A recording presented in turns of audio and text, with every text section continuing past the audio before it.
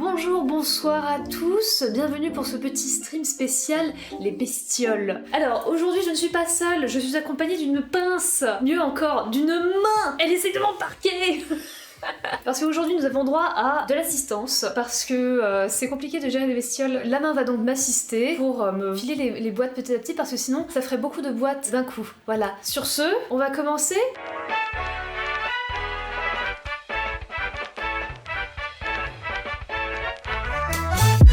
Première bestiole. Alors, pour information, nous allons voir une énorme majorité d'insectes, parce que les insectes c'est cool, vous le connaissez. Il s'agit de l'ultime, le génial, Gérard. Il est caché là-dessous, je vais vous le sortir. Gérard, comme son nom l'indique, est un cafard. Dites bonjour à Gérard, Gérard est un cafard. Periplaneta americana, l'espèce que vous voyez un petit peu en général dans les appartes, dans les égouts, parce qu'ils se sont adaptés, ils se sont super bien adaptés à la vie en commensale, on va dire, c'est-à-dire qu'ils vivent à côté de nous, ils se nourrissent de nos déchets. Petite histoire, donc Gérard a été trouvé à la maison. Ici, il s'est pas retrouvé écrasé, mais par contre, il s'est fait attraper en moins de 2 secondes. Et oui, je suis assistée, j'ai la main. La main participe aujourd'hui pour le nourrissage et pour manipuler les bestioles. En réalité, je suis juste à côté, je passe ma main devant la caméra. Wouh. Et alors Gérard, il a des grandes antennes, ça lui sert à sentir son environnement et à capter qu'il y a quelque chose de bon à manger. Sauf que Gérard a décidé qu'il avait pas grand chose à faire aujourd'hui. Gérard n'est pas affamé. Donc vous avez la preuve que Gérard est bien nourri, est un cafard dans de bonnes conditions de vie. Donc voilà, si vous voulez des détails sur la vie de Gérard, je vous conseille plutôt d'aller voir la vidéo qui se trouve sur ma chaîne YouTube. Voilà.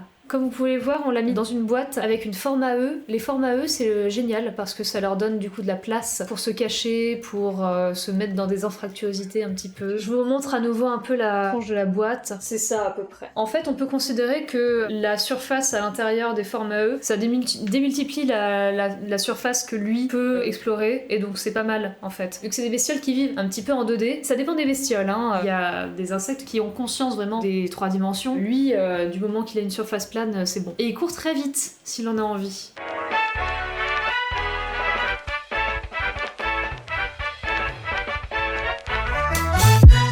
Donc, la prochaine boîte, on va passer à la vue zoom. Alors, ceci est du bois. Là-dedans se cachent des petites bestioles incroyables. Alors, attention, ça va être très rapide. Attention. Oh, voilà, on la voit super bien. Je ne les ai jamais vues aussi longtemps. Alors c'est toute petite chose, c'est ce qu'on appelle des Trionicus. Pour être exact, l'espèce c'est Rufescens. Trionicus rufescens. Trionicus rufescens, donc on les garde dans cette petite boîte qui est avec une petite ouverture ici avec une moustiquaire qui leur permet d'avoir un petit peu d'aération. Donc Trionicus, elles pondent des zoothèques. Les zoothèques, c'est un truc qui est assez courant chez les blattes. C'est en fait un sac d'œufs qui protège de la dessiccation, donc le fait de sécher. Ça garde l'humidité, c'est bien pratique pour les petites nues. C'était fugace, mais vous avez vu qu'elles n'avaient pas d'ailes. Elles viennent de Nouvelle-Calédonie, et en fait elles sont tellement petites et moches que même les spécialistes des blattes ont eu tendance à les éviter parce que pas assez intéressantes. Ce qui est un scandale, bien entendu, mais ça on ne le sait que parce qu'on connaît quelqu'un qui bosse sur ces bestioles, les Trionicus précisément. Donc, pour information, voici une zoothèque. Alors je vais vous montrer ça.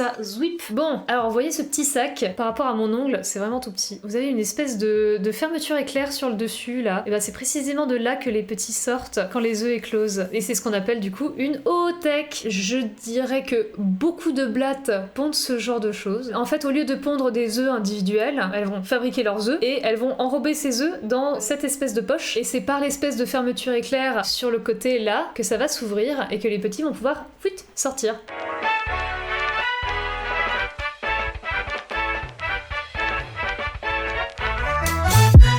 Et bah la suite, on va prendre les bestioles qui ont pondu les fameuses zoothèques. Alors, ceci est la boîte des Red Runners. Alors les Red Runners, vous connaissez peut-être si vous intéressez un petit peu aux insectes ou surtout aux lézards en fait. Le vrai nom d'espèce, c'est Periplaneta lateralis, voilà, qui pondent des zoothèques. On les connaît très bien parce qu'elles sont massivement utilisées pour nourrir des lézards. On va dire qu'elles ont un apport calorique, protéique, tout ça, qui est de plutôt bonne qualité pour les lézards. Le seul problème, à mon sens, sens, c'est qu'elle court un peu vite. C'est aussi une espèce qui est très facile à maintenir en captivité. Elle mange de tout. Nous, on nourrit massivement à la pomme parce que bah, c'est pratique. C'est super facile à trouver. Elle mange bien. Alors, Periplaneta lateralis, là, vous voyez une femelle. Elles ont pas des grandes ailes. Là, on voit bien les espèces de structures avec un petit peu de clair sur le dos. Ça, ce sont les ailes. Donc, les femelles sont grosses et rondes. Et les mâles... Est-ce qu'on peut montrer un mâle? Voilà. Alors ça, c'est un mâle. On le reconnaît parce qu'il a des grandes ailes qui recouvrent vraiment tout jusqu'à l'abdomen. Et ils sont plus clairs aussi. Ils sont plus petits, ils sont plus plats. Globalement, hein, ça, c'est un truc d'insecte. Hein. Les femelles, c'est toutes des mastocs. Et les mâles, c'est un peu des femboys, quoi.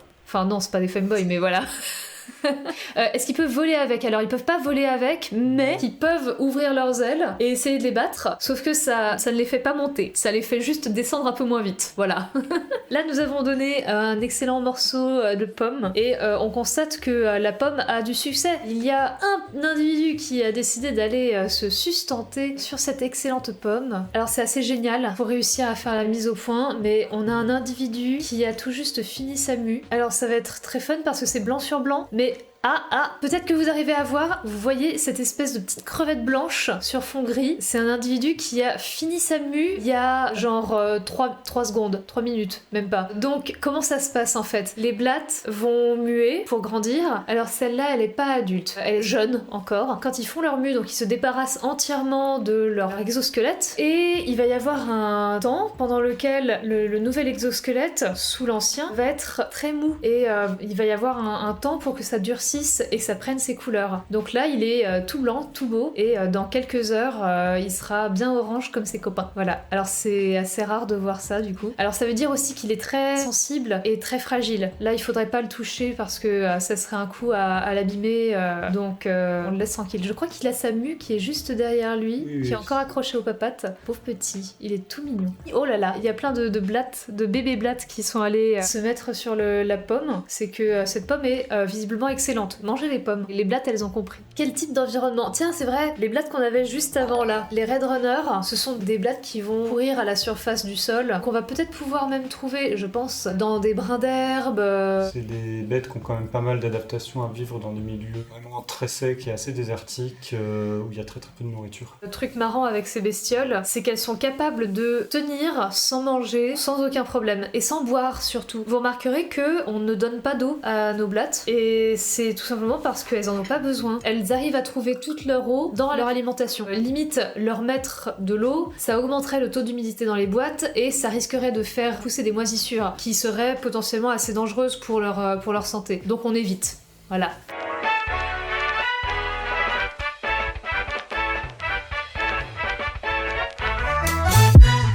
Alors, on passe à une autre boîte. Oh là là, il y en a plein.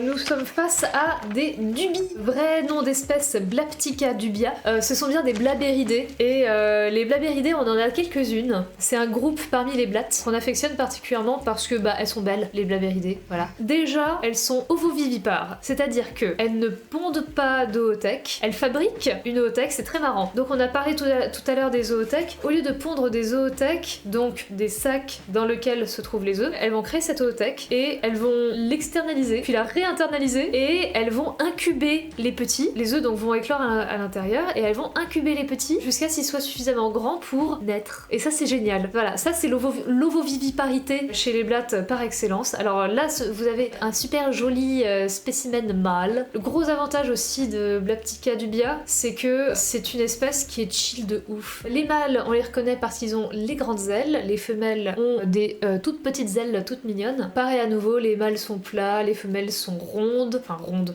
Les blattes sont jamais vraiment rondes, hein. C'est des animaux qui sont toujours plutôt plats. Elles sont très utilisées comme feeder, donc pour nourrir à nouveau des lézards et tout ça. Moi je les aime bien comme ça, mais bon, voilà, donc beaucoup d'éleveurs en ont chez eux. Pourquoi elles sont utilisées? Parce que justement elles sont super calmes et il n'y a aucun risque si on nourrit son lézard avec ce genre de blatte pour que la blatte blesse le lézard. Ça peut arriver qu'un criquet par exemple fasse une ruade explose et puisse blesser un lézard qui a pas été prévenu, quoi. Blaptica dubia, aucune inquiétude de ce genre. Alors ça, c'est une femelle adulte, donc avec les petites ailes en forme de triangle, on va dire, sur le dos. Je trouve ça super mignon. C'est, vous voyez les bestioles dans Nausicaa, la vallée du vent, voilà, on est clairement sur ce genre de design. 10 sur 10, 5 étoiles sur 5. Il paraît cependant qu'elles ont un système de défense. Il paraît qu'elles émettent une odeur, et cette odeur, ça serait une odeur de popcorn quand on les embête. Alors, je crois que je l'ai jamais senti plus que ça, cette odeur. Alors déjà, j'ai pas un odorat hyper développé, mais je sais pas, là ça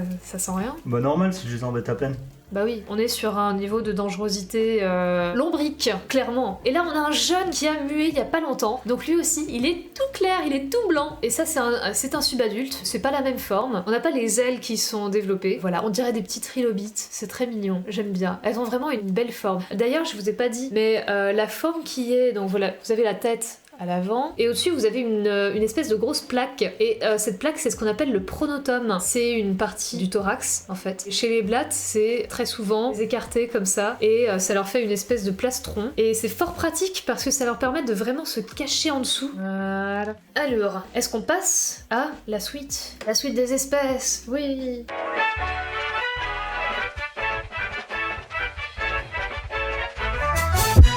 Alors, oh, c'est parmi mes préférés. Donc ceci est une boîte de copeaux de bois, ça se voit. Et en fait, dans la boîte de copeaux de bois se cache quelque chose. Si on cherche un petit peu comme ça, on fait oh, hop là, hop là. Elle veut pas. Oh, un trésor caché, incroyable. Regardez-moi ça. Si elle est pas magnifique, je suis Eublaberus distanta, donc distanti, pardon.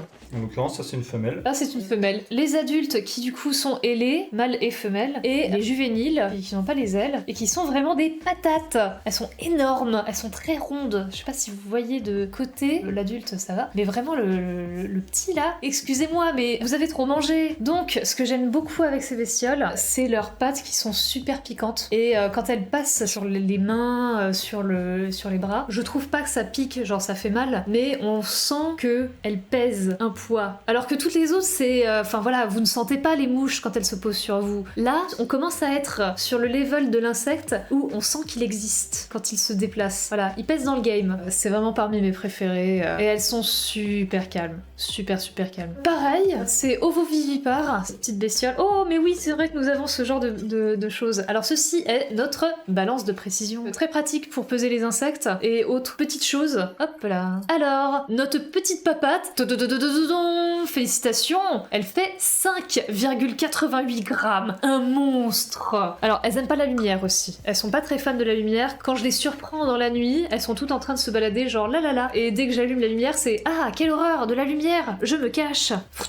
Alors je vais pas pouvoir vous montrer où sont les yeux et tout parce que c'est assez compliqué à voir parce que les yeux sont noirs, la tête est noire, on a un peu de mal à voir les détails, mais on voit quand même qu'il y a des jolis petits patterns de couleurs et c'est très joli. Et on voit bien les piquants. Alors je vous avais déjà montré que les piquants en fait c'est pas genre du dur en entier, c'est-à-dire qu'il y a une articulation à la base, mais si on passe le long du piquant, les piquants vont se coucher parce que bah c'est articulé quoi. Les piquants sont piquants eux-mêmes, mais ils ont une articulation à la base en fait qui leur permet de bouger et c'est aussi comme ça qu'elles font pour réussir à creuser sans se casser les piquants. Elles sont toutes cachées. On passe à la suite. Bye bye les Eublabi. Eublaberus distanti donc.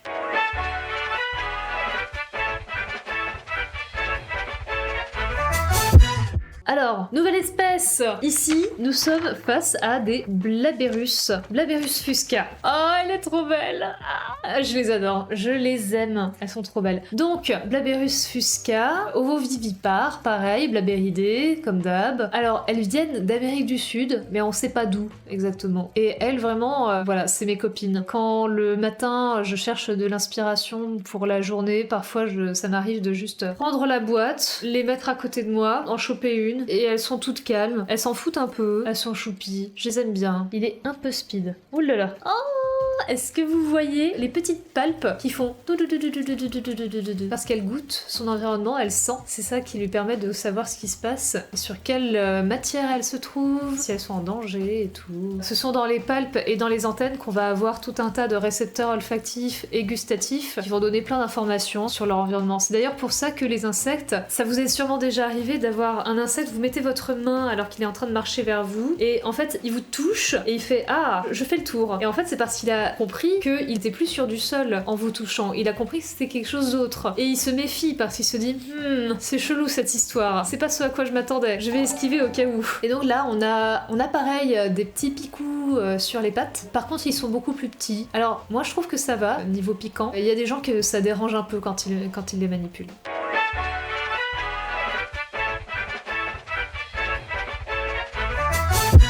Alors, on va passer à les bestioles avec lesquelles on est les moins à l'aise. Alors, non pas qu'elles soient dangereuses, mais les conséquences sur notre mode de vie sur les 24 prochaines heures peuvent être grandes. Alors, je vous présente Archiblata oveni. Vous avez la femelle ici, le mâle là. On ne les dérange pas trop. Alors, voilà, ça c'est la femelle. On va pas les manipuler, je pense. Hein. Voilà, donc, Archiblata oveni, parmi les plus grosses blattes qu'on ait ici. Voici mon doigt, voici la blatte. Je suis à la même hauteur, ça vous permet de voir un petit peu l'échelle. Voilà. Ça, c'est de la grosse blatte qui a des grandes pattes. C'est-à-dire que du coup, elles ont une prestance, je trouve. C'est pas juste des saucisses qui traînent sur le bord d'une assiette. Elles sont également capables de faire du bruit. On ne va pas vous montrer parce que les conséquences après...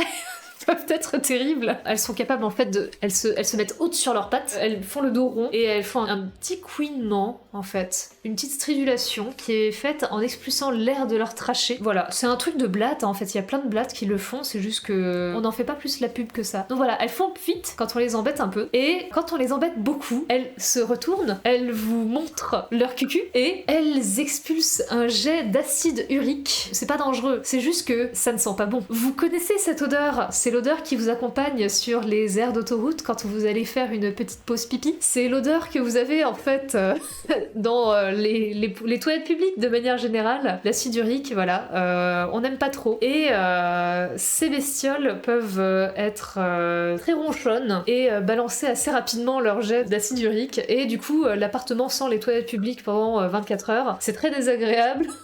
Donc on va pas les embêter plus que ça. Accessoirement, elles sont super jolies. Donc vous avez le mâle qui est ici. Ils ont de belles, de toutes belles... Le mouvement d'antenne qu'il fait là, ça veut dire qu'il suspecte un prédateur. Quand il a les antennes vers le dessus comme ça, c'est qu'il est en train de brasser autour de lui pour voir s'il n'y a pas quelque chose qui arrive par le dessus. Quand il est en train d'explorer, il a les antennes vers l'avant plutôt. Donc ils sont vraiment, ils sont pas à l'aise là avec le fait qu'on les nourrisse. Ce qui est quand même dommage parce qu'on fait ça pour leur bien. Mais bon, voilà, l'insecte n'est pas forcément au courant de tous nos plans. Donc de très belles antennes rayées, voilà, qui sont faciles à voir, je trouve, c'est joli. Et des grandes ailes pour le mâle, pas d'ailes ou des toutes petites pour la femelle. Et le mâle, régulièrement, on le surprend le soir, lorsque les lumières sont éteintes, à se mettre droit sur ses papates, à se mettre devant sa copine et à se mettre à se déhancher. C'est de toute beauté. Alors c'est vraiment, il danse, il met les ailes en l'air aussi, donc au-dessus de l'abdomen, et il se met à vibrer sur les côtés, genre comme ça, sur les pattes. C'est superbe, c'est incroyable. Je n'ai encore jamais réussi à enregistrer ce comportement parce que bah évidemment ils le font quand il fait noir. Donc moi je viens avec mon smartphone, je distingue des trucs, le smartphone il m'envoie balader parce qu'il n'a pas assez de luminosité. Et si je venais me mettre avec un trépied, un appareil photo prêt à déclencher, je pense que je pourrais attendre un certain nombre d'heures avant de réussir à vraiment capturer le comportement. Donc voilà, c'est une affaire à suivre. Voilà, les archiblattes, qu'on n'embêtera pas plus que ça. Hein. Et c'est fou, hein. Il fait ses petits tourniquets avec les antennes là, ça veut vraiment dire je sens qu'il y a un truc pas normal. Hein. Là la femelle a les antennes vers l'avant. Autant vers l'avant qu'elle peut le faire là. Peut-être qu'elle a senti qu'il y avait de la bouffe. On voit les petits tap-tap avec les palpes à nouveau. Oh, elle se dirige vers la nourriture. Est-ce qu'elle va y arriver? Ta-da-da-ding!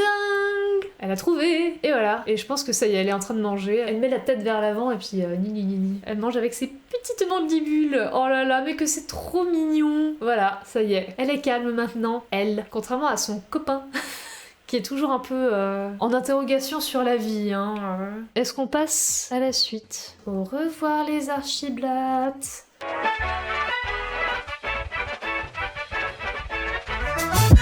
On va passer à des bestioles un peu plus sympas et plus mimi. Leur petit nom c'est Eurycotis decipiens.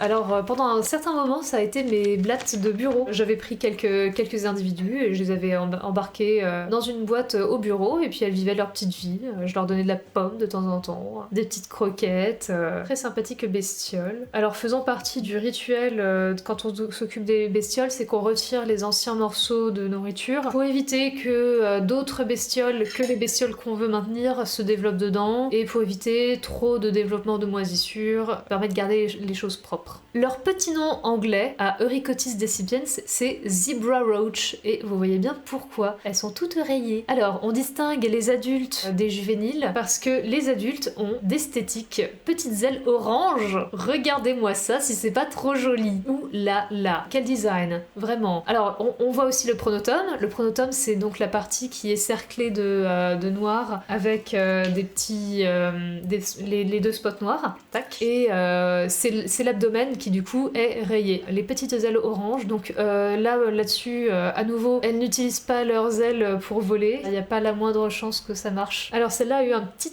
accident de parcours parce qu'elle a une antenne en moins. C'est des choses qui arrivent. Hein. Et elles sont pas toujours très tendres ces blattes-là les unes avec les autres. L'antenne, elle a très bien pu être perdue dans un combat avec une copine. Ouais, je sais pas pourquoi, elles ont ce comportement. Alors elles sont très colorées, c'est aussi pour dire une chose, pour faire un petit avertissement, ne les mangez pas. Je sais que ça donne très envie là, comme ça, quand on les voit comme ça. Je vous connais, vous êtes tous des petits varans, et vous avez très envie de manger tous les insectes que vous voyez passer. Mais celle-là, non, c'est forbidden. Pourquoi ? Parce qu'elles sont chargées en toxines, produits chimiques divers et variés. Et c'est à un point où c'est déjà arrivé à l'un de mes directeurs de thèse quand il faisait du terrain. Il avait placé un piège à bestioles, puis quand il est revenu pour récupérer son piège, à l'intérieur il y avait plein de bestioles. Tout le monde était mort sauf une Eurycotis, une autre espèce plus grosse. Et donc en fait ce qui s'est probablement passé, c'est que la bestiole elle est tombée dans le piège, elle a paniqué, elle a balancé ses produits chimiques et elle a tué tout le monde.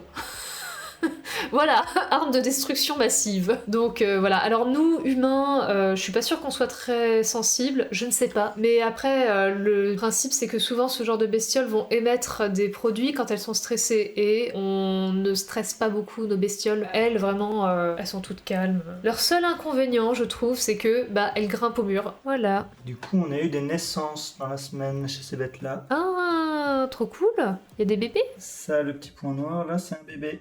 Mon Dieu, il est tout petit. Et tadam! Il y en a plein! À nouveau les zootech, donc les sacs d'œufs, voilà, ça par exemple, c'en est un. Voilà, des jolies bestioles. Et on les arrose un petit peu parce que c'est des bestioles qui vivent plutôt en milieu tropical. Donc, milieu tropical, il faut garder une certaine humidité pour qu'elles soient heureuses, que la reproduction se passe bien, et tout et tout.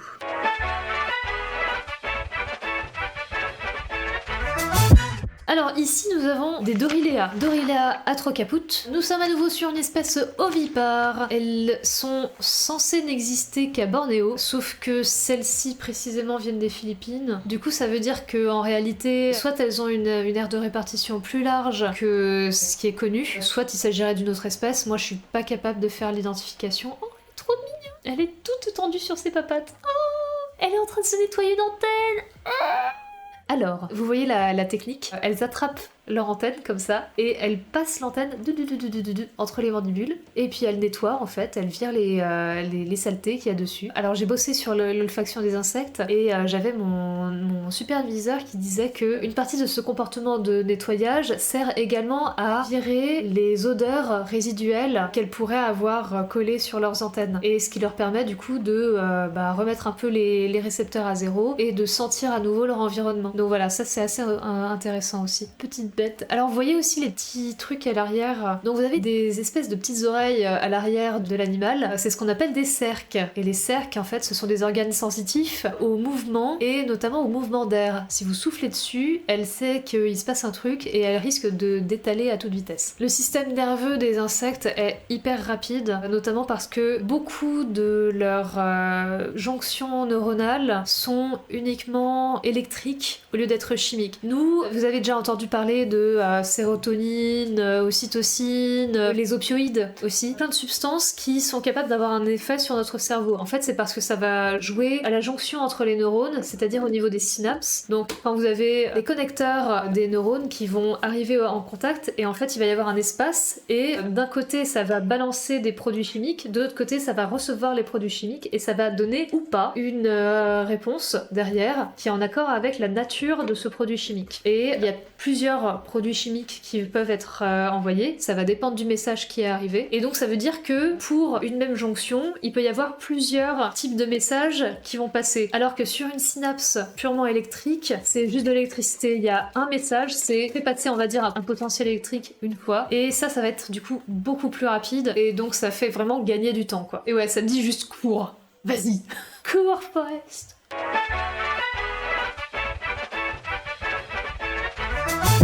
Elle bouffe leur moustiquaire, celle-là. Ah mince! Ils vont bientôt commencer à se barrer. Attendez, je vais vous montrer. Ça, c'est les nouvelles copines. Alors, visiblement, vous voyez, il y a des trous dans la moustique.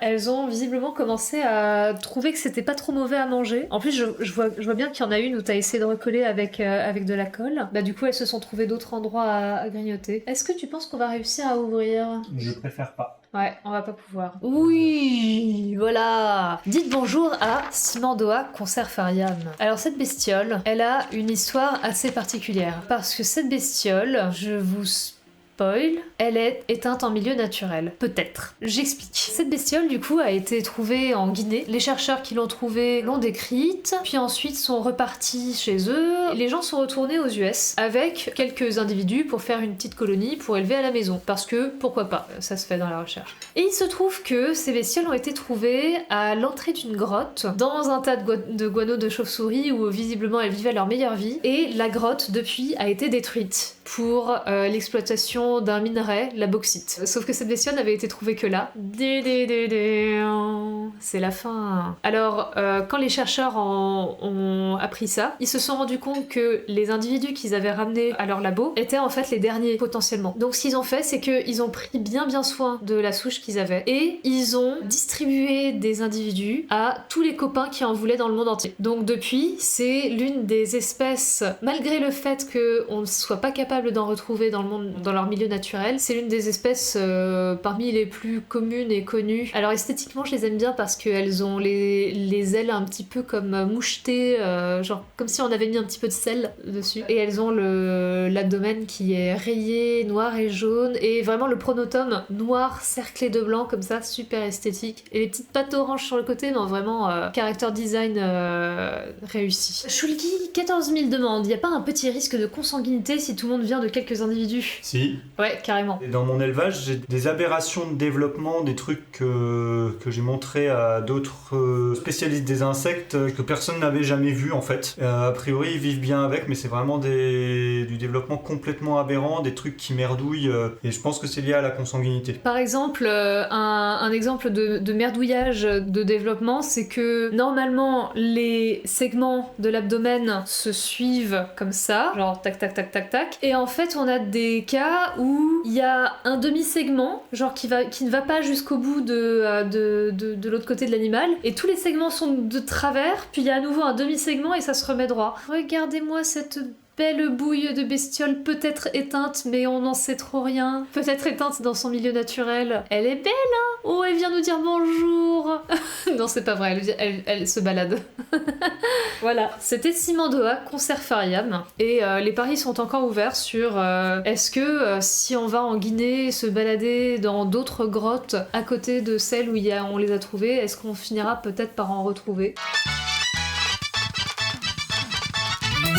Voilà. Nouvelle espèce. Dernière espèce de blatte. Celle-là, on est plutôt content de les avoir, même si elles m'horrifient un petit peu, mais c'est pas de leur faute. Enfin, cette espèce, c'est Diploptera punctata. Ce sont des blabéridés, donc vous allez vous dire, oui, elles font de l'ovoviviparité comme les autres. Gigre, tu te répètes, on n'en peut plus. Eh ben, faux. Elles font pas de l'ovoviviparité, celles-là. C'est pire, elles sont vivipares, carrément. C'est-à-dire qu'elles n'ont pas besoin de faire des zootech, elles font directement directement des bébés auxquels elles mettent bas, sachant que, c'est terrible, mais les bébés à la naissance font la moitié de la taille de la mère. Alors vous allez vous dire, bon, ok, c'est une maman courageuse, elle a un gros bébé, et puis après c'est bon. Non, elles les font par 8.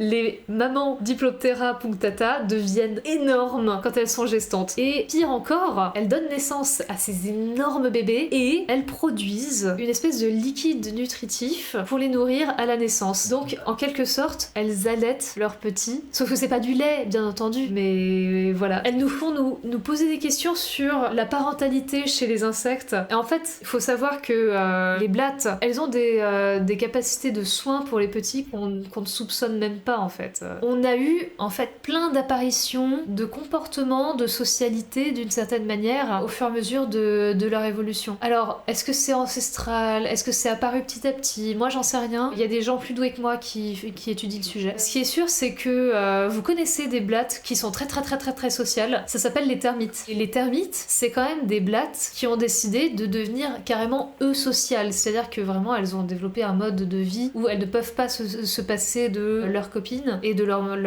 modèle de socialité pour survivre. Il y a tout un éventail de socialités possibles, je vais les montrer sans les prendre sur les mains. Ouais, ce sera plus simple. Voilà. Donc on voit, elles ont des ailes, les adultes. On voit leurs ailes qui sont du coup un petit peu rousses, un petit peu velvet aussi, comment on dit, un petit peu mat, velouté. Cette petite bête est capable, pour les femelles du moins, d'avoir 8 petits qui font la moitié de leur taille dans le ventre à un moment donné. Hop, petit bout de pomme, parce que tout le monde mange de la pomme ici. Voilà, on en a fini avec les blattes. Il reste plus grand monde du coup. On a 11 espèces de blattes.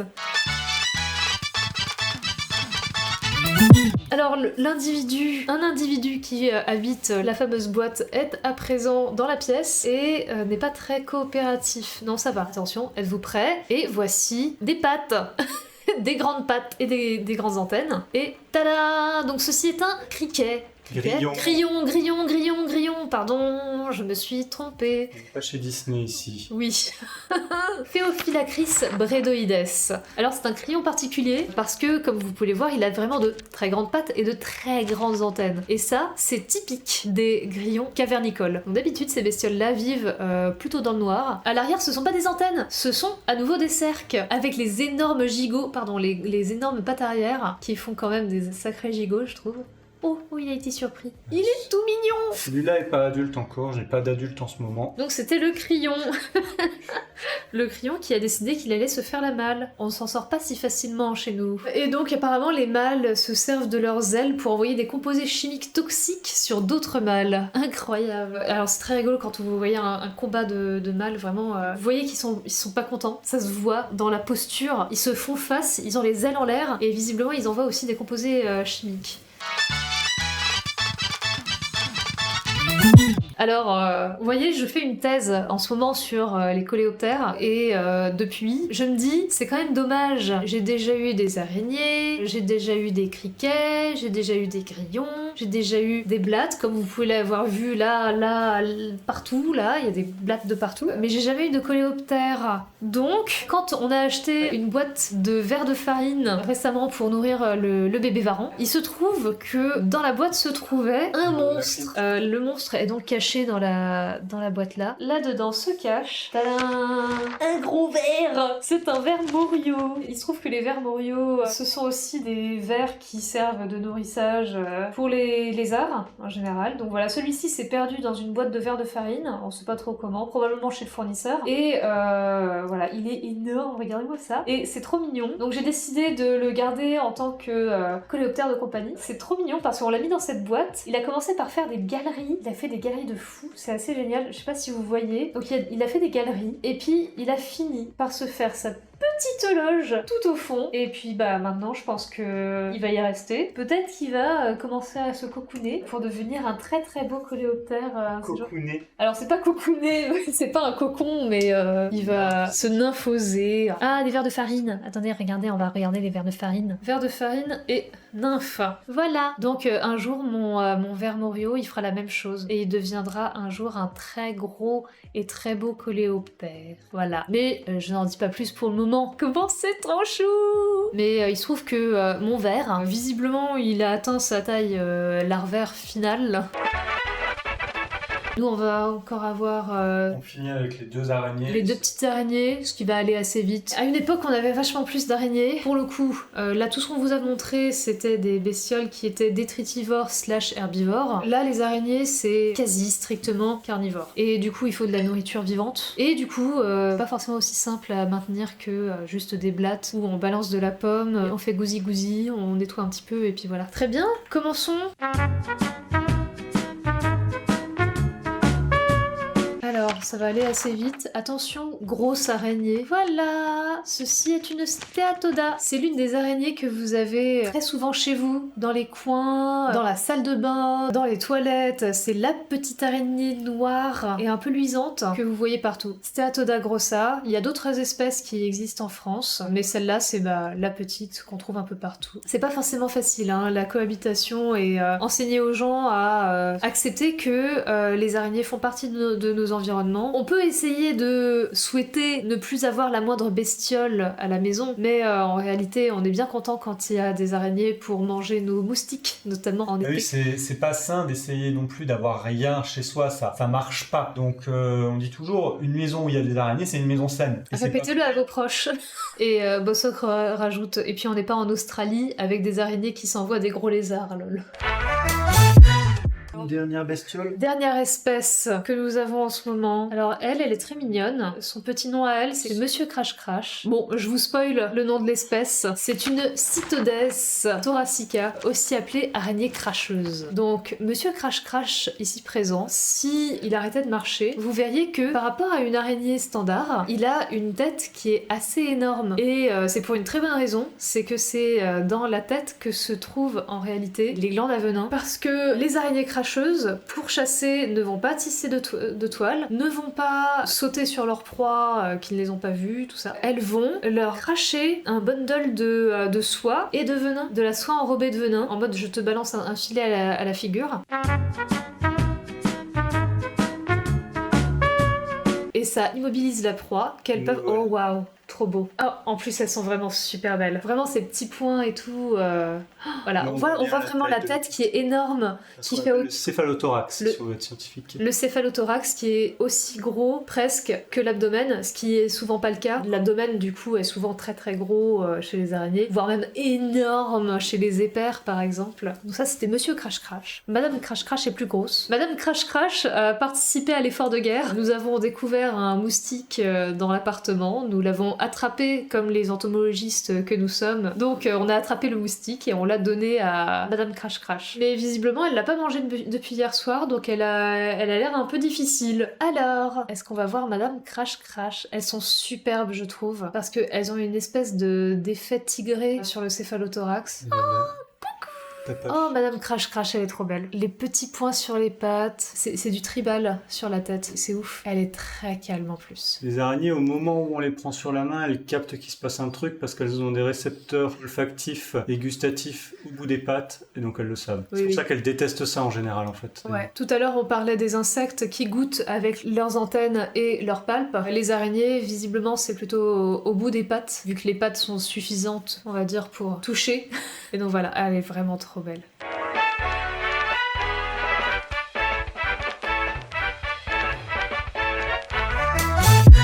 On a fait le tour, ça y est. Alors, les deux seules bestioles qu'on vous a pas montrées, ce sont les bestioles diurnes et ce sont les grosses bestioles en fait. Donc les deux gros lézards, le bébé varan et le Matobosaurus. Mais eux, je pense que ça sera pour du coup un autre stream. C'était très chouette, je suis très contente de vous avoir montré avec la main. Clac! Ouais! Belle équipe. On était ravis de vous avoir montré les bestioles. Bonne soirée tout le monde, à la prochaine. Tchuss.